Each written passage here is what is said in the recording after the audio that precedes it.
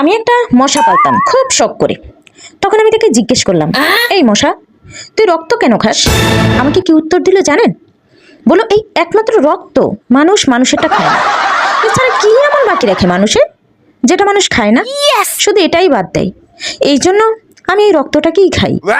এরপরে আমি জিজ্ঞেস করলাম যে তাহলে তোরা ওই কানের কাছে এসে ঘ্যান ঘ্যান ঘ্যান ঘ্যান করিস কেন সারাদিন?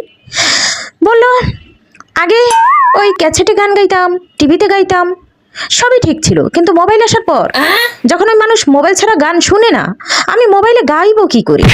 আমাকে সবাই কপিরাইট দিয়ে দেয়। এই জন্য মানুষের কানের কাছেই একটু ঘ্যান ঘ্যান করি, জানে আমাদেরকে না ভুলে যায়।